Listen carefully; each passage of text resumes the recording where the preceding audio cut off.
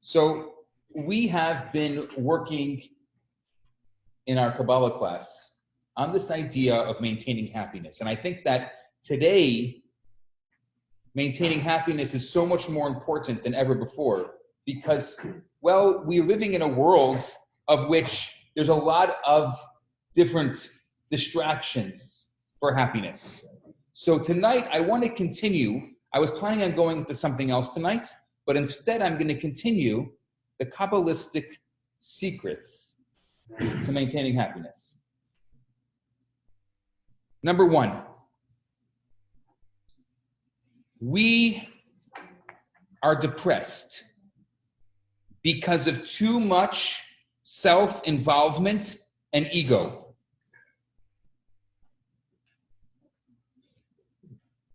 It is very easy for someone who is focused on themselves to maintain depression.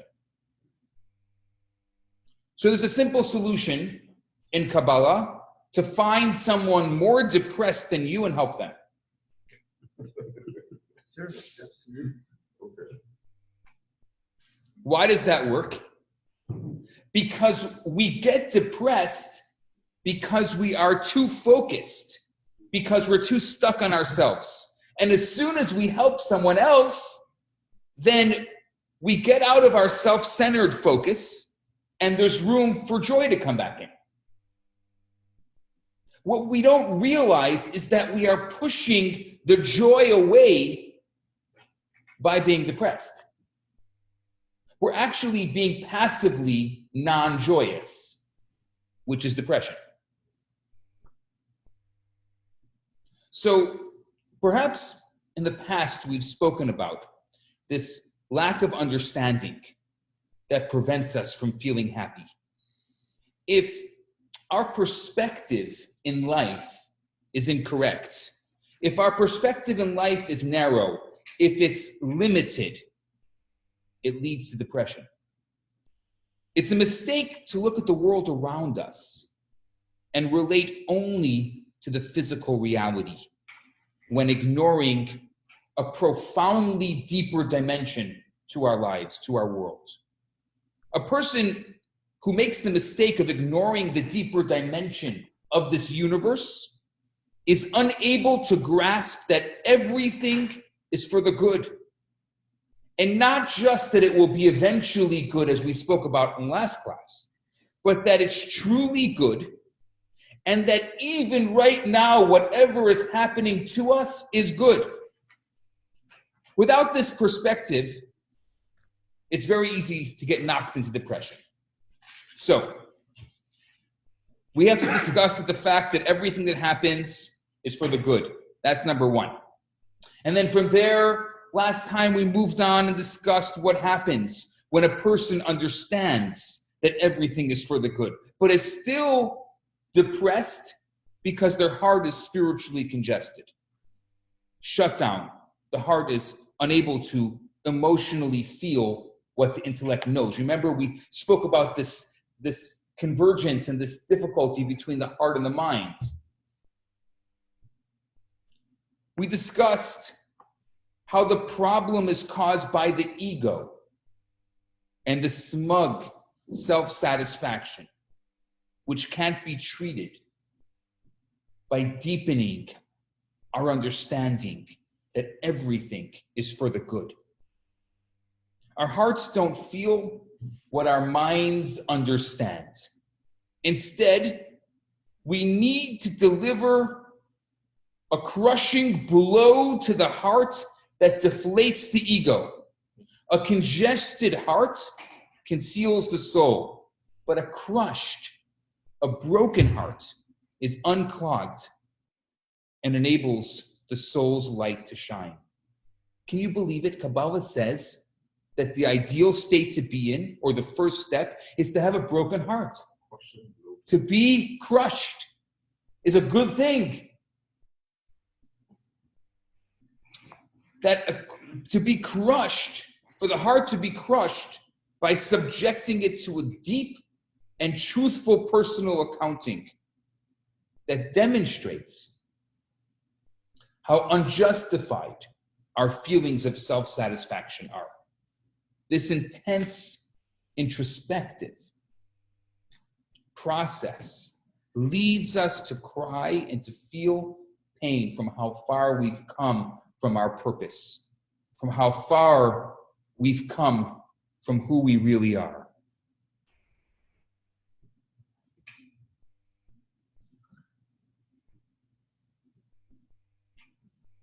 This intense process allows us to truly, truly be the person that we want to be. Look at the world around us. Look at what's going on now. So many of us have been in this forward motion without thinking.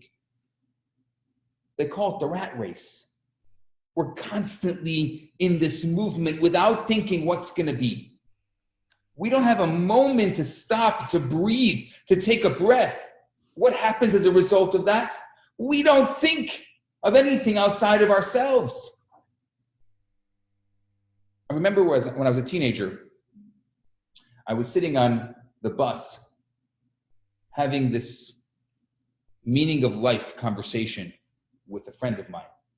Teenager meaning of life conversations. And there was an African-American elderly gentleman that was sitting not far from us. And I guess he was listening into the conversation. So his cane was leaning against the seat. He picks up the cane in his hand and he kind of knocks me in the leg to get my attention. And he looks at me and he says, "You want to know about life? I'll tell you about life. You're born, then you go to school. Why do you go to school? So you can go to more school. Why do you go to that school? So you can go to high school. Why do you go to high school? So you can go to college. Why do you go to college? So you can get married. Why do you get married? So you can have a family. Why do you have a family? So they can do the same darn thing over again. Life is short, live it up."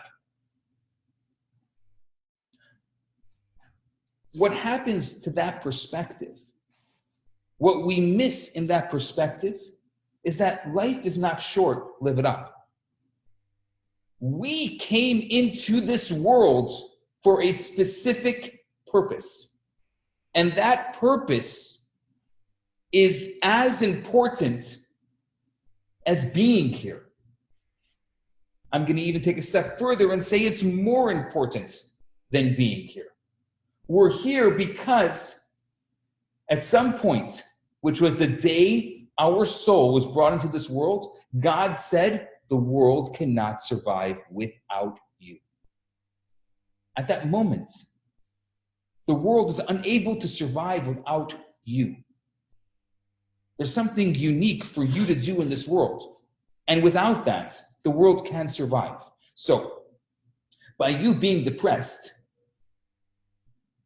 you're actually not hurting yourself. You're hurting the world. Because the world needs you. That's why your soul came into this world. And here you are being depressed, and you are robbing the world of something extremely valuable that it needs, and it's you. Why? Because you're thinking too much about yourself. It's this strange mix. Think about it for a second. You're thinking too much about yourself. As a result, you are robbing the world of yourself. So you are taking yourself away from its purpose, which means you are hoarding yourself and not allowing yourself to live.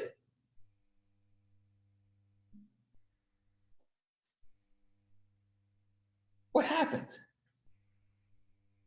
That, I believe, is the ultimate form of narcissism. Depression must be the ultimate form of narcissism. You are robbing the world so nobody else can enjoy you besides you. And even you don't enjoy you. Because who wants to live with a depressed person?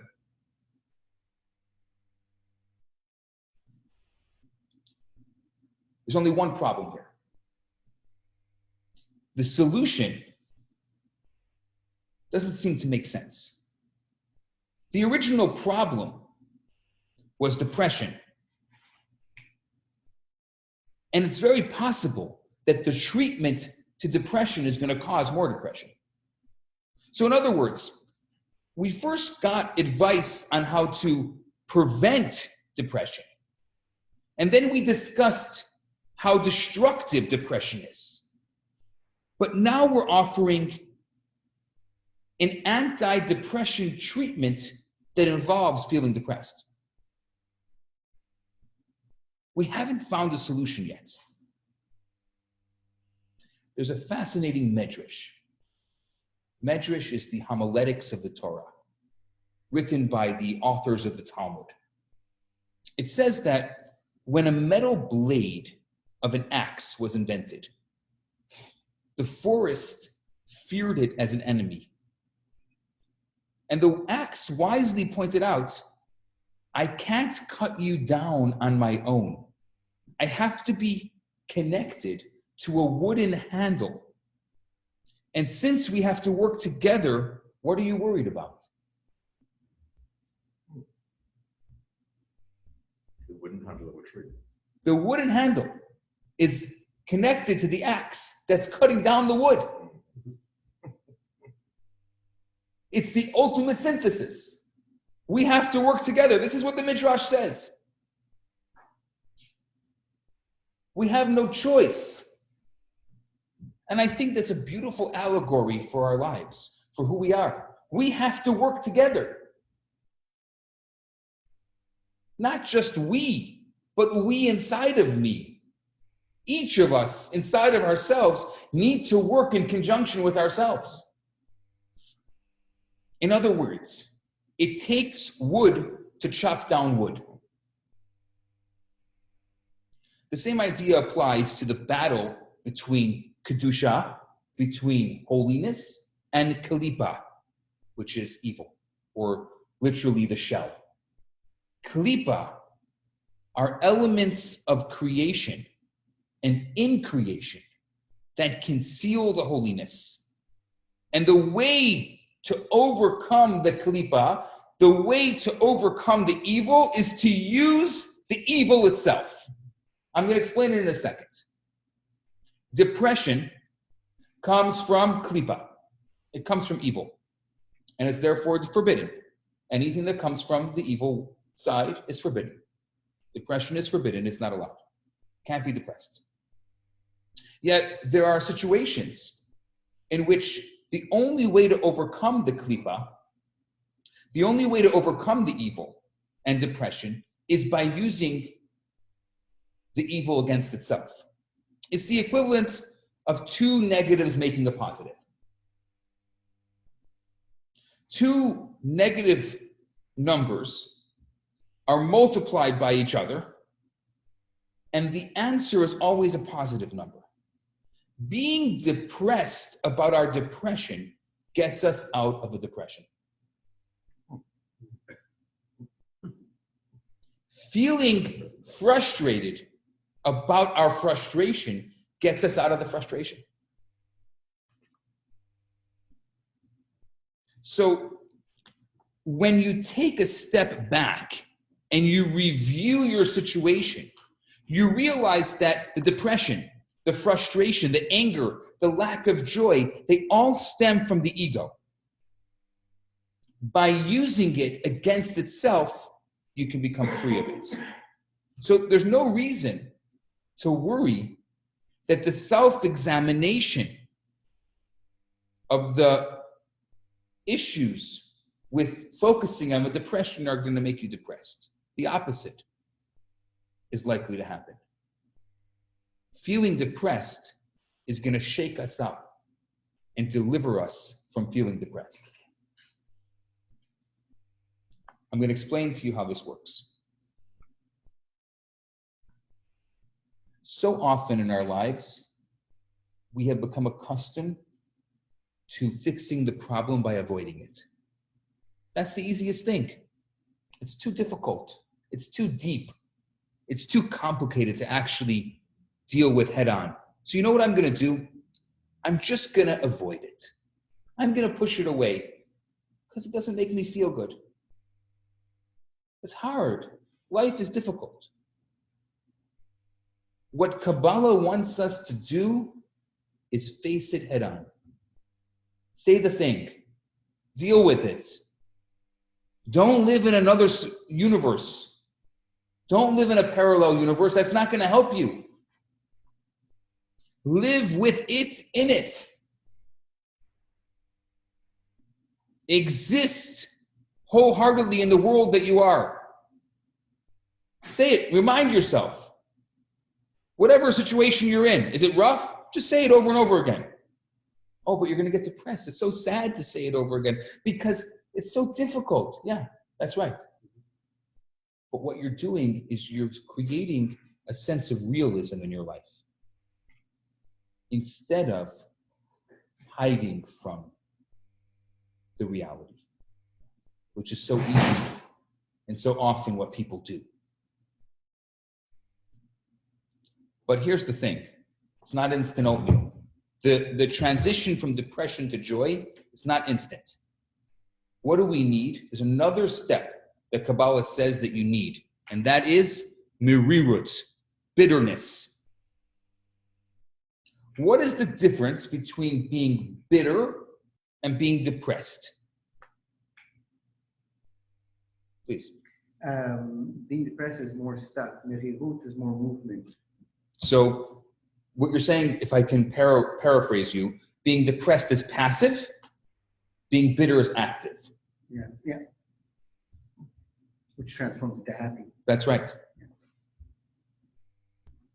Depression means feeling weighed down. Depression means full of despair. And depression, most of all, it lacks the will to make a change in life.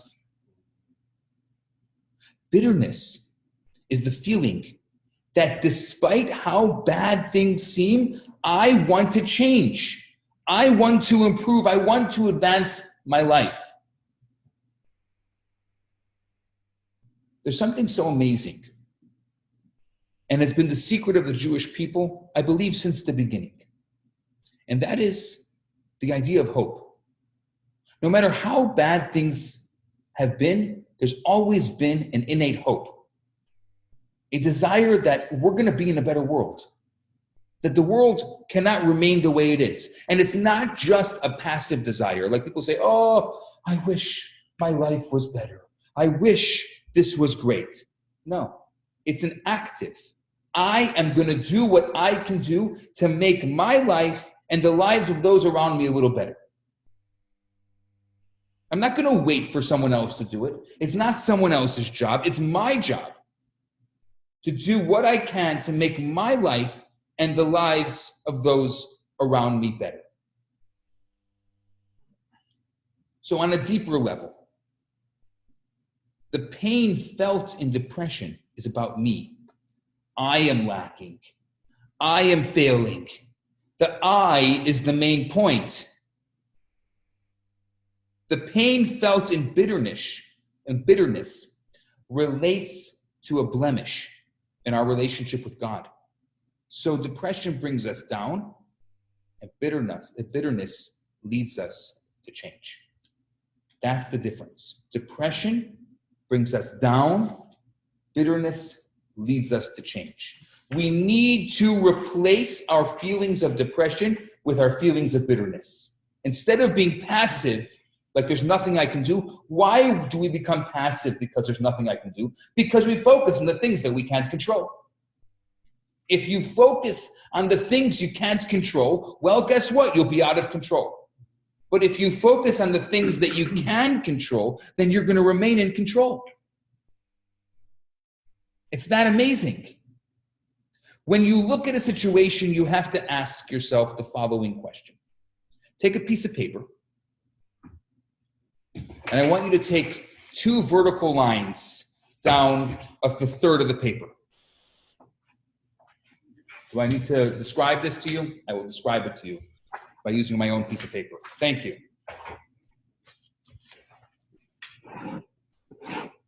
Just like this. 2 vertical lines. The first column, you're going to write my business. The middle column, you're going to write none of my business.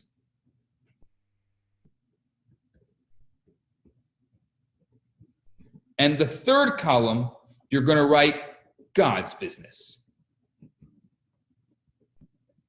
My friends, every single thing in your life will fit in one of these three columns. Make sure you put it in the right column. Every single thing in your life is going to fit in one of these three columns. You have to, the secret to success is making sure you know which column it fits in. Let's take an example. Where's depression? None of my business. Is it? Well, no, No, it's it's God's yours. business. It's my It's relationship with God. I would say it's my business. You just have to acknowledge it. It's my business to acknowledge the fact that I'm depressed. Okay. You see how that works? Mm-hmm. It's my business to acknowledge the fact that I'm depressed. Give me something else. Give me another example.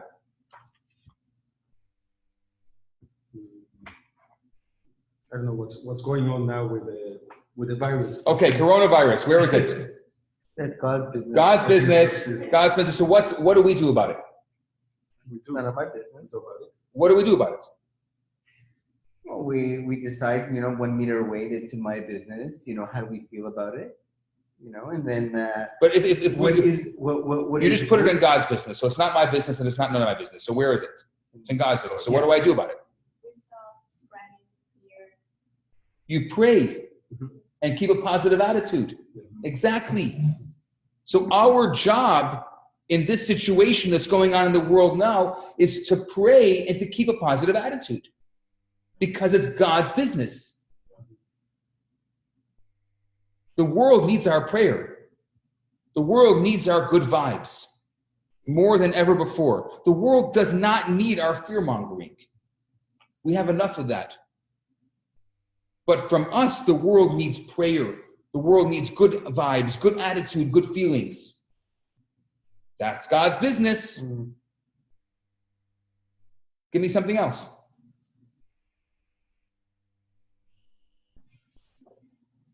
When will I get that job? When will I get that job? My business, none of my business, or God's business?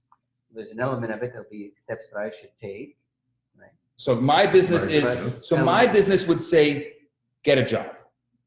Yeah, make that choice. Or look for a job. Now, will you get? When will I get my job is God's business. Exactly. Yeah. See, what's amazing is we often ask the question in a way. So if I wrote, when will I get a job in my business, I'm going to get depressed. But if I write, get a job, it's an active motion. Get a job. When will I get the job? God's business. So what do? It's very simple. I go out, work as hard as I can to get my CV out, and then I pray and have a positive attitude. Because at the end, it really is God's business. And the same thing with depression could apply, because also if you pray or if you do God's work about that, Absolutely. Then you also get out of depression. What's interesting is we often phrase it a certain way because our world has conditioned us to phrase our lives a certain way. Oh yeah, I am sad. I am sad. No, right now I happen to be in the state of sadness. Is it my business, none of my business, or God's business?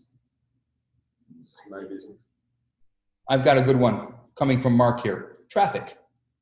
Where does it fit? That's God's business. No, it's none of my business. Oh, it's none of my business. It's none of my business. But just a minute, which brings me to my question. How is none of my business and God's business different? They're very different. Finding a vaccine for corona. Or you can call it God's business. God's business. Yeah. And it's none of my business. And none of my business. Okay, let's find a better one. No, but traffic is a good example. What? Traffic is Traffic, I think, is a good example. No, many people have said, I have myself, many times have said, okay, handle it. And then all I did my job of being happy. Yeah, that's it. And then the traffic opened up. Our job is so what you said is the active motion would be my mental and emotional state while sitting in traffic. My business. Yeah, exactly. The My traffic, choice. Yeah. none of my business. Yeah. The why behind the traffic, God's business. Mm-hmm. So the way you form it, but so often we put the none of my business and the God's business to my business, and we get depressed. There's so many things in our lives that we just simply can't control. And that's where that narcissism comes in. Exactly. Yeah. There's things that we just simply can't control. And we have to understand that. And all it takes is a reframing. Just reframe it. If you can't control it, if someone says, I'm out of control, what does that mean, I'm out of control? I never understood, what does that mean? I'm out of control. You don't have control of yourself? We should put you in an institution. It's an abduction. We can institutionalize you with a tight, what do they call it? The restraints. If you're out of control. It's a state of victimization. You've abducted your ability to choose. Exactly. So we spoke about that. We spoke about this last class. Is that what we really have that belongs to us? That all that belongs to us is our choice, our ability to have free choice. That's all that belongs to us. Everything else doesn't belong to us. So if that's all that belongs to us, our ability to choose, why would I want to give it up to be out of control? Why would I not want to have that ability to choose at all times? It's actually against the Torah to put yourself in a situation where you don't have the ability to choose. Hold on a second. But so many things happen to me. I didn't choose the state I'm in. No. You're the outside world, you don't choose, but your state, you're always choosing. Thank you. It's not the choices that we choose, it's the attitude. Your response. The response that we choose. It's interesting, the word responsibility. Respond, my ability to respond. Responsibility. And creatively, as opposed to I'm enslaved to that, therefore reaction, which is based on some kind of internal data in your unconscious, anyway, whatever. But yeah. We have a problem in our society. We have an eye disease. I don't mean an eye disease. I mean a capital I disease. In the English language, there's only one letter that's a word. That's I. A, but it's capitalized, the I. The A is not capitalized, unless it's in the beginning of the sentence or a paragraph. The I is always capitalized. When I look at an English book, all I see is the I's. And if you want, let's say you decided one day that you want to have a humble day. You want to practice humility. And you're going to go on your computer, you're going to start typing your emails, and you're going to have only lowercase i's. What happens in your email when you press spacebar after you do an I is lowercase? Auto capitalization. That is our society. You want to be a little humble? I will show you what humility looks like. I will show you. Auto capitalization. But the thing is that, I mean, myself, it's interesting because I think about it in terms of linguistics, but I think about me as being more selfish, but I not necessarily being so selfish because there's awareness there. Interesting. But it is what but I understand the spirit of what you're saying. But because when I think about ani, you know what I mean? What about the word anochi, which is the first word of the Ten Commandments, which means I, but it doesn't really mean I. Anochi. It's Egyptian. There's a lot of connotation to that word. But the fact that even the word ani is not one singular letter that's capitalized. No, it is true. It is true. But the thing is still, I still think the energy of the word me is so much more selfish. Absolutely. It's just interesting. Yeah, I could see that. But you can very easily turn me into we. Well, you could. You can just turn the M around to W. Yeah. But the thing is, it's almost the opposite of we, actually, because it isn't. Right. Yeah, but the point is that I, if you turn it around, is still I. Yeah. Me, if you turn it around, it becomes we. Yeah. So there's a way to transform the me into the we, but the I, you turn it around as many times as you want, and it's still I. At the same time, all of that which I bring has to start with myself. Just like we think about our state of consciousness. Something happens, I'm in a traffic jam, or the bank wants my house, or whatever.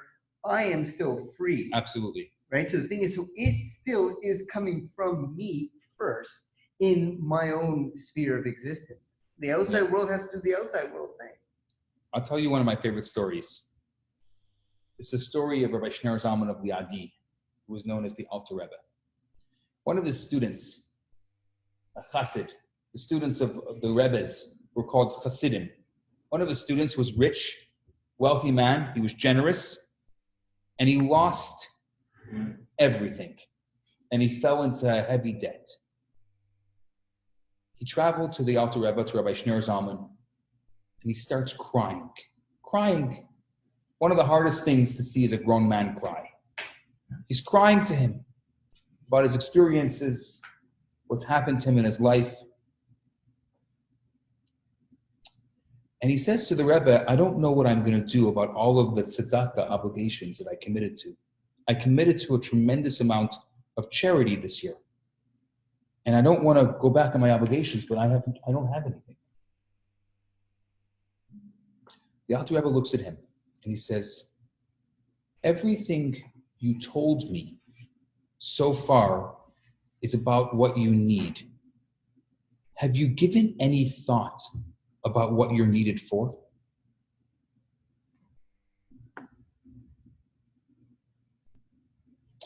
With a shock, the Chassid heard the Rebbe's words and realized his mistake.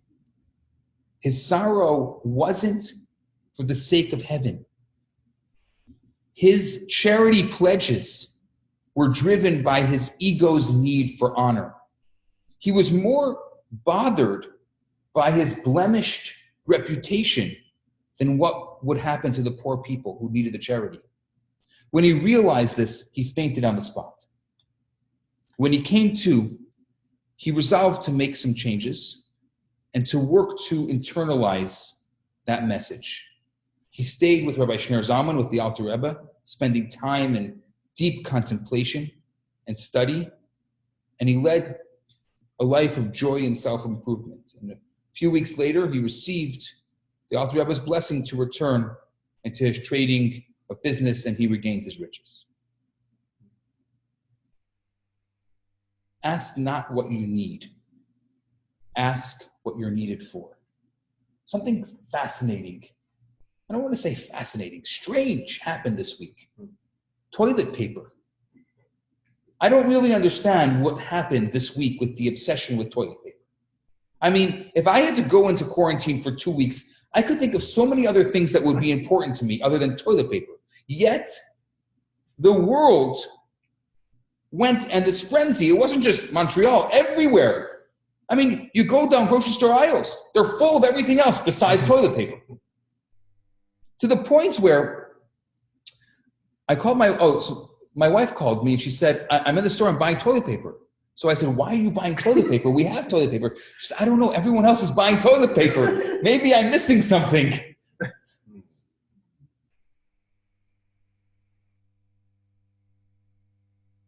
I saw this amazing meme, on social media, and it said it had a picture of an empty grocery store aisle where there was soap.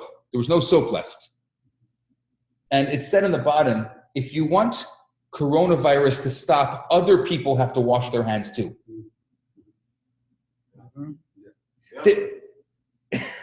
The fear becomes so selfish that you don't realize. And that's really that me energy, though. That is the me energy. So I think that so many elements of this class have to be taken to heart. But maybe what has to come out of this class tonight is we have to ask a profound question. Stop asking what I need and start asking what am I needed for. What I need, all of a sudden you start buying more toilet paper than you're ever going to need for a year. And need always invariably will come from a feeling of lack. Absolutely. And a feeling of lack will always be diametrically opposed to your state of Hashemness, because Hashem is infinite. So when you get into lack, you couldn't be further away from your godliness. Perfect example. Yeah. So we have to stop asking what we need and start asking, what am I needed for? Let's put it on our above our beds, and put it in our heads, and put it on our foreheads, and put it on our bags. We have to start asking the real questions. And what we have to give. It's interesting because I might have to close down my clinic, but I still have nano water that I can get. What do I have to give? There's a great question. What do I have to give? We all have something that we can give. What do I have to give? Now let's go back into bitterness. In the past, perhaps when we've discussed this idea of depression or depressing thoughts, we spoke about the idea of pushing them off by confronting them at a prearranged time. But here, the situation is different. If I'm depressed, there's no need to wait. Pushing off depressing thoughts relates to depression over spiritual matters. However, when we feel depressed about material things, and it's hard to internalize the fact that everything is for the good, now is the time for a spiritual accounting that shakes our core and moves us to bitterness. In this way, the depression doesn't lead to despair. Instead, the depression can be a catalyst that motivates us into action. Here is a key component to all this. We said it before, but I want to just say it again so you remember. We have to look at our lives and think about all the things we do that are passive and change them into actions. Choice. We have to make that switch from things in our lives that are passive to things in our lives that are active. Not saying stop binge watching Netflix. Just don't do it passively. I'm not saying let go of all the things that you're doing. I just want you to make a shift.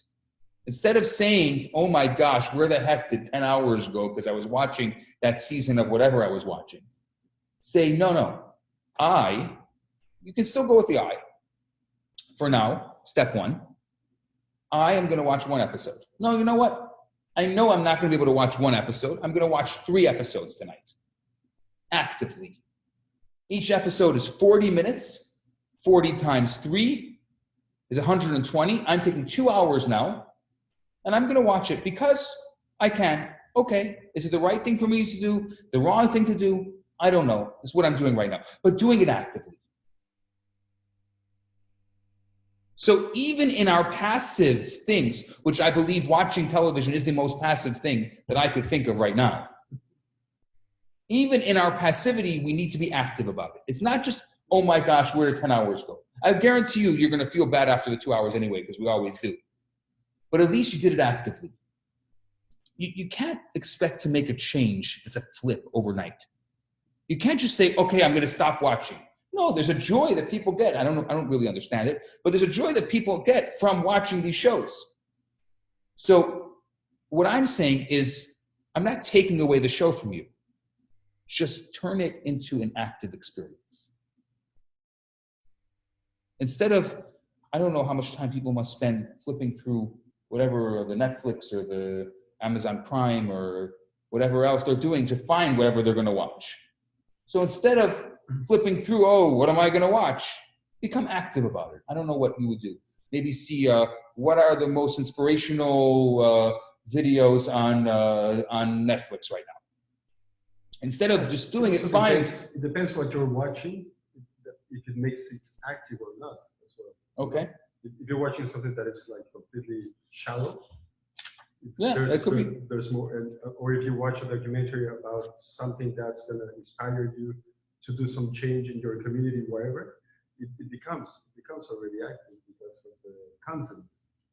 Yeah, it's a good point.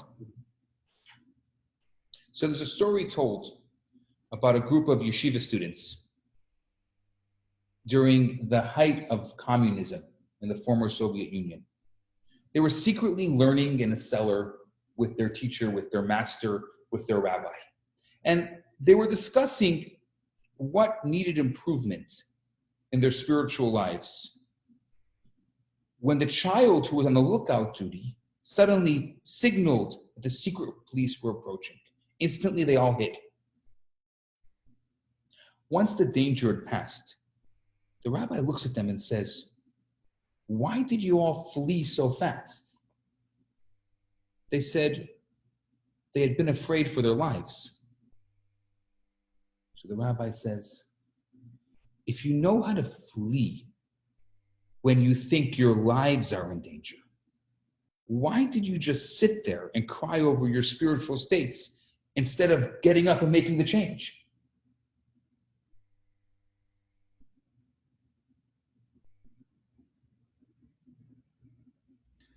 When something truly hurts us, when something truly bothers us, not just for our ego, but we spring into action and we make the change because it truly bothers us. When material things depress us, even though we know intellectually that it's all for the good, when we can't break free of depression's heaviness, when we can't break free and we can't find the joy, it's time for a self-assessment regarding the state of our spiritual lives. And once we see that our spiritual state is not as great as we imagined it to be, maybe even less healthy and more worse off than our physical state, our material concerns suddenly seem far less irrelevant. We could care less about them. Imagine a person who's depressed because he owes the grocery store $1,000. As soon as he remembers that he owes the bank $100,000, his debt to the store becomes a smaller issue and bothers him less. So the real problem becomes the larger debt in the bank. So the same thing is like this. We can be depressed about our bigger problems. What is that? Our spiritual state of affairs. We have to say to ourselves, oh, but that physical thing, what is that? Now my spiritual state, that's the $100,000 in the bank. Tell your physical problems how much greater are your spiritual problems. The true assessment of the state of our spiritual life and how far we are from God. The emphasis is on the far from God and not on the I. Will pull us out of the mud and get us working to make changes in our lives. After that, we're already in a state of joy because we're in a state of movement. And automatically being in a state of movement puts us in a state of joy. The fact that a person fell to the lowest levels doesn't have to hinder the happiness. We have two souls. We have a godly soul and we have an animal soul. Our fall, regardless of how far or low we may have fallen and what negative things we did, comes entirely from the animal soul. And even at our lowest points, we still have our godly soul. Granted, it was in a state of exile when we sinned, but it was nevertheless always there. And now we've acknowledged from our depression that we are in the process of making changes that lead us to joy. We can free the godly soul from its exile because we have this other soul within us that becomes dormant during the state of depression because there's no space for it. Do you know why? Because our animal is taking over our entire being. Depression is the animal taking over every part of us.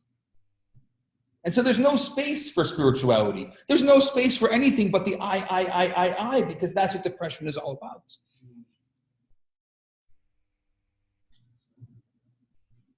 So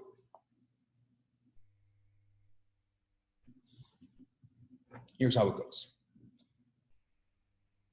Our physical beings are a vessel. If the vessel is filled with junk, there's no space for good stuff. So what do? We empty the vessel.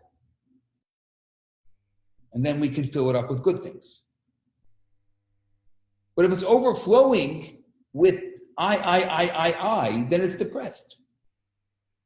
We have to empty the vessel to fill it up. You want a big blessing in your life? You need a lot of space. If your life is filled with everything but it, what do you expect? There's no place. You're saying, oh, well, my life is terrible. Of course, there's no space for anything good in your life. Empty the junk. Clean out the closet.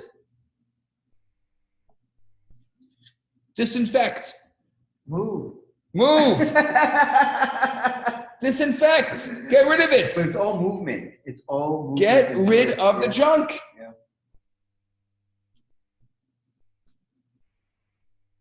That's it. It's that simple.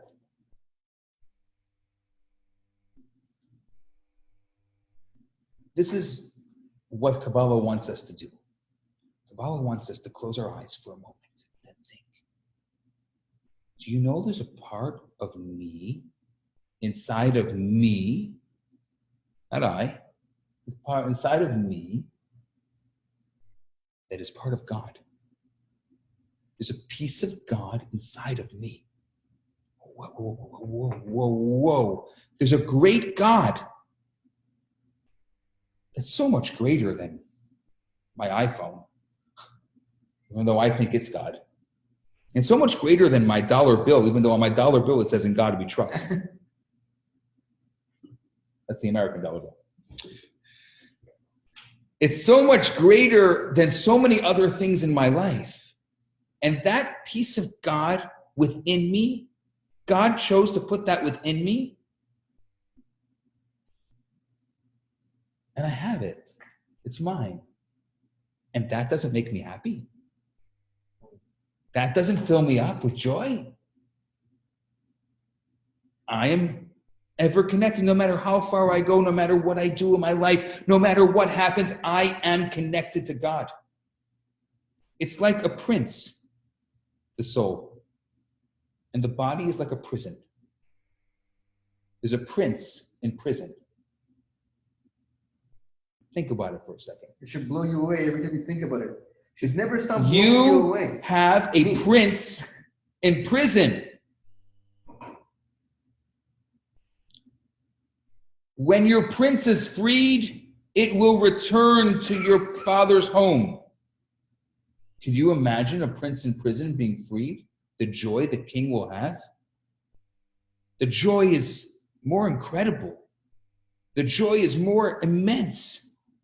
And even though the body and the animal soul remain unchanged, there's no guarantee that they will change anytime soon. It doesn't interfere with our joy. Our happiness is due to the godly soul's freedom from the prison and from the exile that it was being held. We can all reach such a level of clarity about how important and how precious is our godly soul, that it's only allowed to influence us. This should be our attitude whenever we do anything in an active motion. Any kind of action becomes an action that leads us towards goodness, that leads us towards our godly soul, that leads us towards connection. Every mitzvah becomes a connector. That's the idea. It's connecting our godly soul with its source. That's the point of having mitzvahs. There's 613 ways of connecting. Mitzvah comes from the word savta in Hebrew, which is connection. Savta. It's just connection. A mitzvah is a connector. And even though we know that the body and the animal soul are still there, and in which direction the body and the animal soul wish to go, this doesn't need to depress us. After all, I didn't create them. I didn't create my body. I didn't create my animal soul. I didn't decide to have a body that's attracted to pleasures and that's attracted to negative things. It was God's idea. God's business. Yeah. It's part of God's plan. And I think this helps us appreciate and helps us transform our personal problem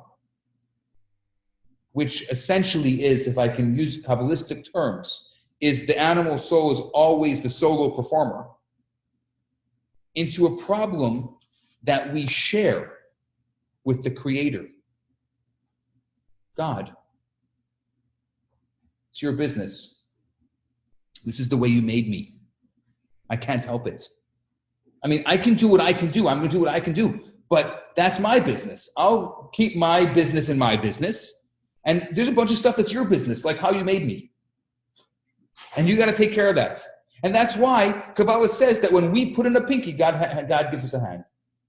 It has to start with our putting in a pinky. And then God gives us a hand. But it has to start with our action. It has to, because God loves us so much. We get free will. We get free will to ignore God all our whole Absolutely. life. That's unconditional love. That's what free will is. That's what unconditional love is. Yeah. We have free will to not listen to God. Yeah. It's okay. I love that example you gave. I think it was 2012 when of the table walking away from the table maker. Yes. I love that example. it's exactly. Yeah. That's exactly what it is. I forgot about that example. I remember in the middle of that class. So imagine. How is it? I did. I'll tell you what it was. I gave a class how many years ago? 10 years ago or so. 8 years ago. And I was saying that imagine somebody spends,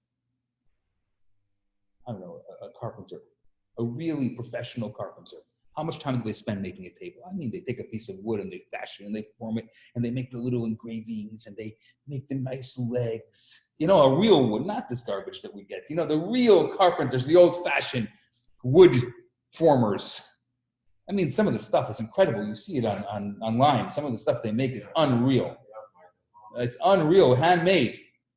And then when the guy's done, the table says, bye. Thank you very much.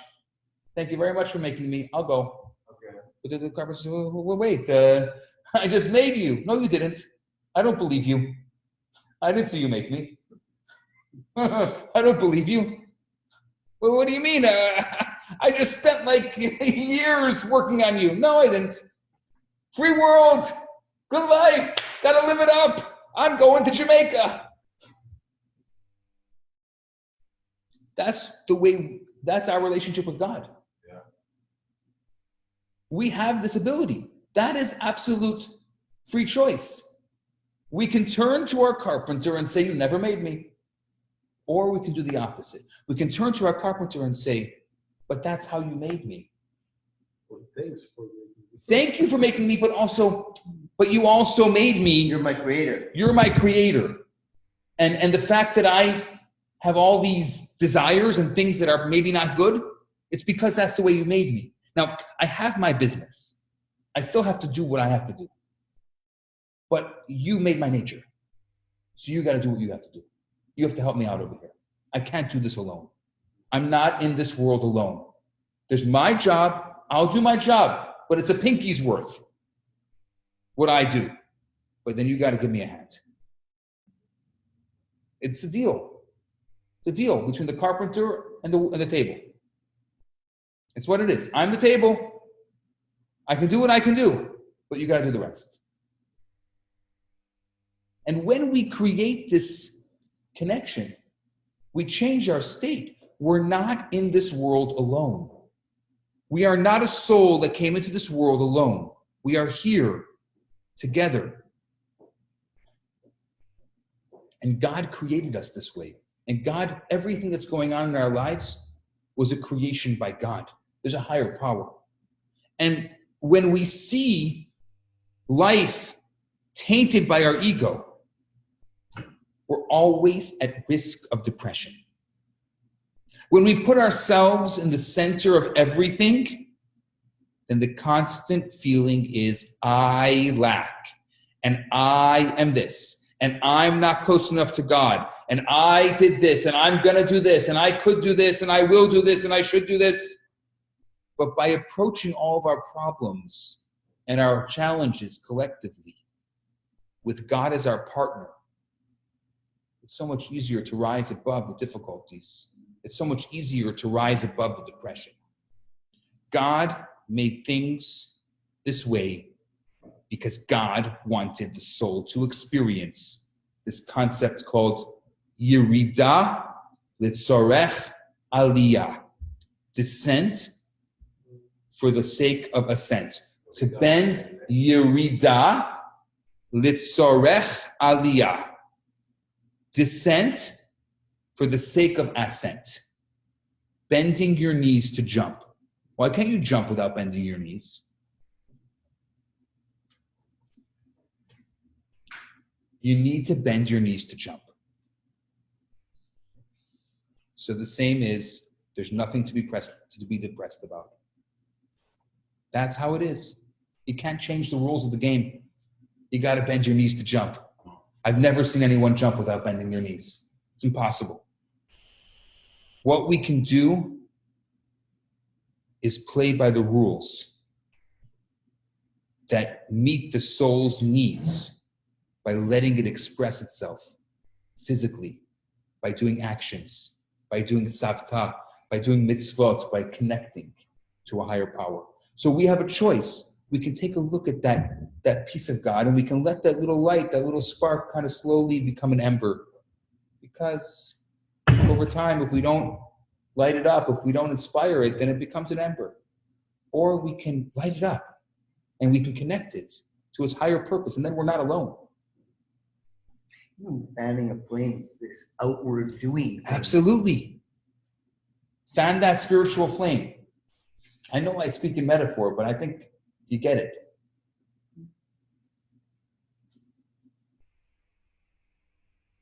You understand what I'm saying here? That's my thought for tonight. Questions? Comments? Can you distinguish really none of my business and God's business? How Sure. it's different? I'll explain to you. I myself really. I'll give you the best example that I can give. So I'm doing a documentary now. And part of the documentary that I'm doing is I'm going around and I'm interviewing couples that are married 60 years plus to find out the secrets of relationships. So I'm sitting within a couple. They're married 64 years. You can imagine, they're not spring chickens. And so it's always, the beginning of the conversation is always a joke. Like, so what's your secret of being married a long time? And, you get the joke, one guy says to me, our marriage has been like 2 days. 2 days, it's so beautiful, 60 years, like 2 days, like Yom Kippur and Tisha B'Av. So you get all the jokes, but finally you want to get it takes time to get down to the meat, what's really going on. So this one couple, finally she says, I'll tell you the secret. When we first got married, we decided that all of the big decisions in our lives are going to be his, and all of the small decisions in our lives will be mine. So I said, okay, what's an example of a big decision and a small decision? It's like, climate change, that's a big one. That belongs to him. Who's going to be prime minister? That's a huge decision. That belongs to my husband. Where we're going to live, it's small. That belongs to me. Where the kids are going to go to school, that's small. It belongs to me. So all the big decisions, my husband makes. And all the small decisions, I make. And I think what she said is exactly what the difference between none of my business and God's business is. Tell me, what can you do about it? If there's nothing you can do about it, it's none of your business. But then, de facto, it has to be Hashem's business. So the difference between none of my business and God's business is how you word it. Very often we are conditioned to word it in a way that it's my business. So a step above my business would be just none of my business. If there's nothing you can do about it, just, oh my gosh, I can't believe what's going on with climate change. It's getting out of victimization. I'm getting depressed over climate change. People get depressed. So what are you going to do about it? There's nothing you can do about it. So it's none of your business. Really, it's God's business, but it takes time to get into the God's business. It's getting out of victimization. Absolutely. So just getting out of the victimization of the elements of the world It's already a step. Mm-hmm. Oh my gosh, what am I going to do about Corona? What am I going to do about it? I got to do something. No, there's nothing you can. I mean, yes, there is. There's things you can do about it. Believe me, I can put a whole list of things you can do that are going to be in all three of these columns. The problem is to make sure that the stuff that's in column 2, none of my business, that it's really none of your business. I mean, unless you're in the medical field, which I don't think anyone is in the medical science field that's creating vaccines for anything. I mean, there's no way you're not finding a vaccine for Corona tomorrow. But and I don't want to. This is really off topic, but I'm saying Chinese medicine is more effective than. Well, whatever it is, I'm saying, but whatever it is, and unless there's something you can do about it, just put it in none of my business. Yeah. No, but see, I'll use this example for myself. What I did was I consulted a lot of acupuncturists at different forums. I know what its nature is. I know what people are doing to treat it. I know, say, this kind of patient I would use that way. This kind of patient I would that way. I have 1,000 other cases of flu that I've treated. And so I've done my business stuff. Now, the rest, people have to come to me. I can't make people come to me. And also, ultimately, Hashem is doing all the healing. I'm doing the inspiration. That's but right. the thing is, I mean, that's how I approach it. We become the conduits. Yeah. That's my business. None of my business could be what I can do, and Hashem's business is do the healing. Yeah. Mark says, kinetic energy potential is an imposing a brief limit. A brief or a limit. I have a question. Sure. You were talking about the vessel that is full of junk, and you have to empty it. Yes. So how do you empty it? Do you? It's really you replace by holy things, or you empty it and then I'll tell you the Kabbalistic principle for emptying the vessel. And I hope somebody makes $1 million off this, because you can call it the Kabbalah diet. The problem with majority of those fast diets that people have for weight loss is that it's removing something from your life. But what happens when you stop, I don't know, binging?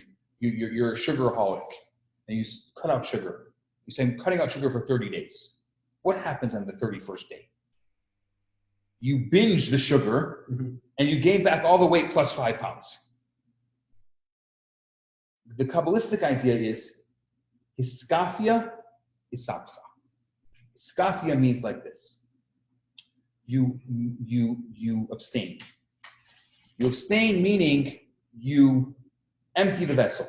I'll give you a practical example. Somebody who is I'm using an extreme example, obviously. Somebody who is a gambling addict. The first thing to do is you can't fix a gambling addiction when you're in the casino. You have to leave the casino. But that's not enough, because if you just leave the casino, you're going to find something else. The first thing you want to do to stop smoking is get rid of the cigarettes.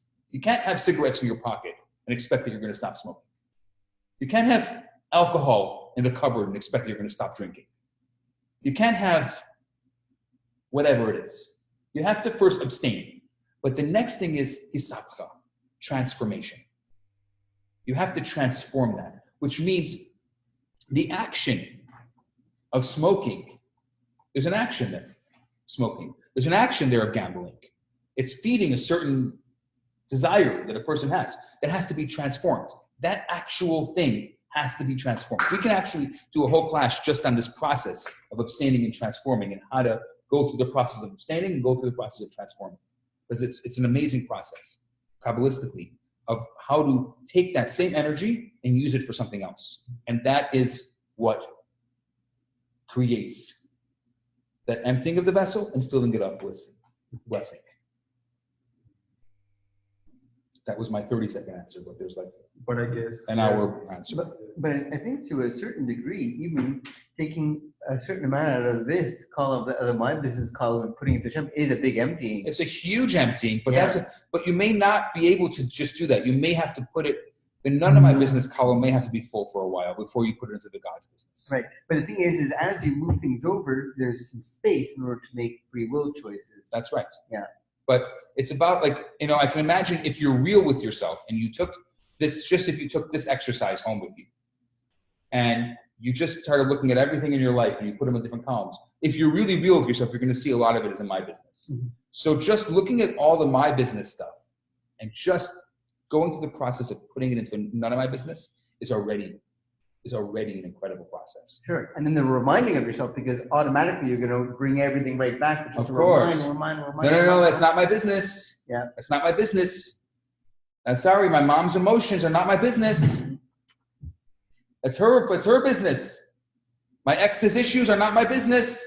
And actually thinking that your mom's problem with what you said or what you did is your business is so narcissistic because it's so selfish. You cannot That is right. have somebody else's experience, and they can't experience something the way you want them to. That's Even though right. Our parents often want us to That's do that. right. The person who gave you the finger and cut you off is not your business. How could it be? It's not your business. Okay, it could be that some of us are very emotionally aware and we pick up on other people's emotions. Stop doing that. It's not your business. The other thing too is when we spend, at least for me, when we spend a lot of time in meditation, we get to know our own soul and our own. So when there's something else that isn't mine, you can recognize that contrast. Eventually, it's about knowing the godly soul, but that takes time. That's not going to happen overnight. Yeah. But you do want to get to know the godly soul. You want to let that godly spark shine within you. Mm-hmm. But that's a process that's going to happen over time. Mm-hmm. It's not a simple process. Mm-hmm. Any other questions? Questions from people who are in quarantine, self-imposed? It's all coming from the people not in quarantine, but anyone who's self-imposed quarantine over here? What else? You can write it if you want also. You don't have to say it if you don't want to unmute yourself. But you can unmute yourself and say it as well. It's all good for me. I think this would be interesting to have a class on transformation. Sure. We can do a future Kabbalah class on Histafia and Hisapcha. Oh, Perry, what's going on? What's your question? I've been unmuted. Okay. Question, answers, or both. Yes. Someone who knows a little bit about depression, I can say, and so we agree on one book that we both have on our bookshelves, Man's Search for Meaning. Yes. Dr. Viktor Frankl. Absolutely. He talks about, he mentioned in the first part of the book, just for anybody who doesn't know it, is about his experiences in the concentration camps, including Auschwitz. He was an Austrian Jewish psychiatrist who was imprisoned. Anyway, he said those who had a better chance of survival had a purpose, whether they're religious Jews, Christians, etc., whether they had a political reason, they were committed communists, whatever. Those who had a purpose, and he was basically quoting Nietzsche saying that when you have a why, you can surmount any how. So it also comment was that he also realized when they were doing experiments on him in Auschwitz when he was on, he realized that there's nothing he can do about the situation except change his point of view of what was happening. Or his attitude. And I think that was his attitude. He said, you are affecting my body, but you are not reaching inside. The Nazis were affecting his body, but they were not reaching inside his mind. He had control over his mind. Absolutely. I'm sorry, I'm paraphrasing very poorly. No, but that's what he said, and that was amazing. I mean, he gave examples. Frankl gave examples about people, prisoners in Auschwitz, giving away their rations, their piece of bread, just to have a sense of purpose and dignity, to have that choice. And just the fact that they had that choice. If you have not read Man's Search for Meaning, I highly recommend it.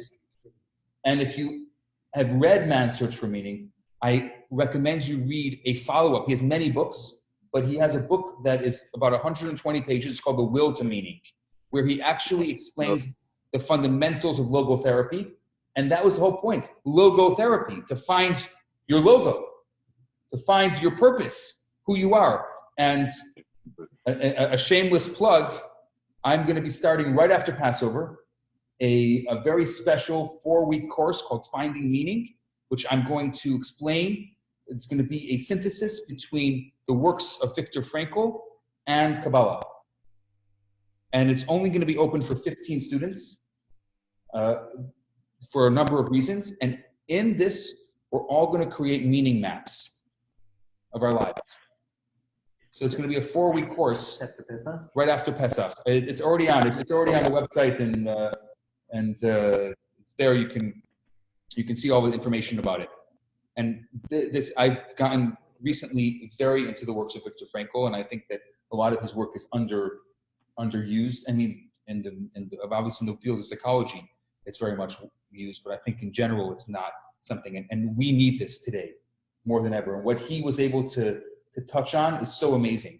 I'll tell you one little story. It has nothing to do with Viktor Frankl, but it reminds me, as Perry was making his comment, one of my favorite stories is Rabbi Yosef Yitzchak, who was the previous Lubavitcher Rebbe, was at the end of his life, he was in a wheelchair, and he was in a wheelchair because he went through tremendous amount of beatings in prison, in communism, the former Soviet Union. He was put in prison because he had created an underground network of schools and synagogues and mikvahs and baking matzahs and defied the communism and kept Judaism alive in the former Soviet Union. During one of the interrogations, the interrogator walks in with a gun, a pistol. And he says to him in a joking way, he says, "My rabbi, this toy that I have in my hand has made many a man speak." So Rabbi Yosef Yitzchak looked at him with a stern face and said, "To a man that has two gods,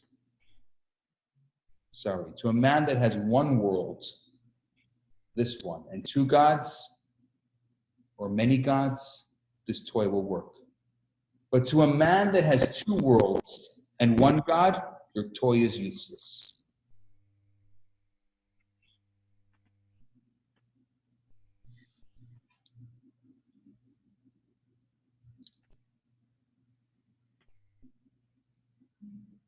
What's it all about?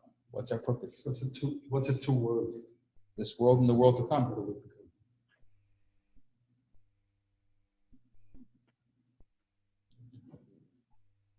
I'm going to read it now, and I'm going to read what you wrote.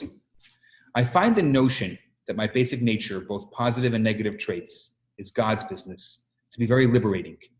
I can control how I react to various things in my life, but I can be aware of where it's coming from.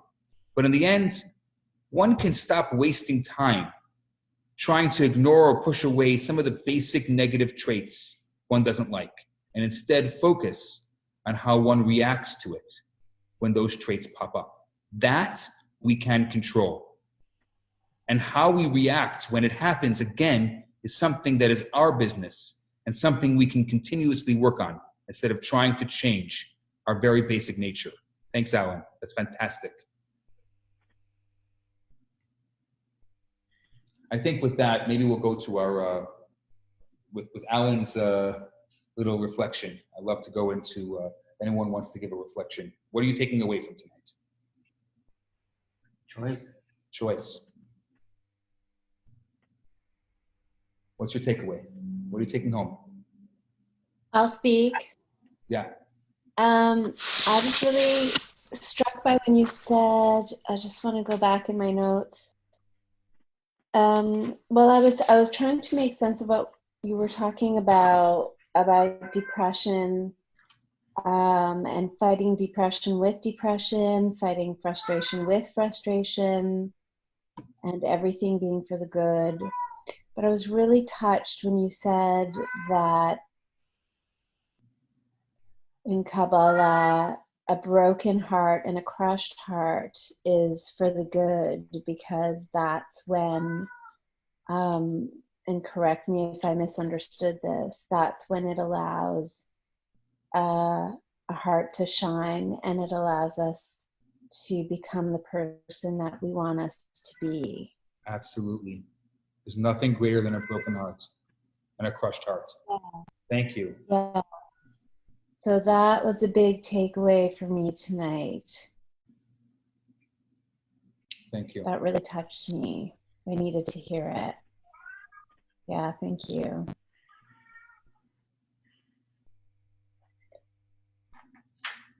Any other takeaways? And just also using depression against itself, trying to avoid it doesn't work. Using depression against itself. Yeah. Shusha, Nunu. Shusha. Okay, I'm gonna mute. Service to others. Service to others. Be of service to others. It's great. And perspective and purpose. Purpose. Yeah.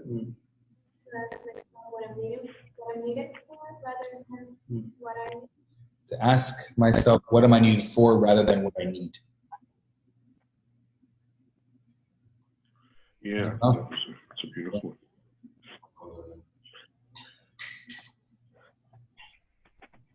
Anyone else? My business, not your business, and God's business. I think those are really. So my business, none of my business, and God's business. That's what Perry says.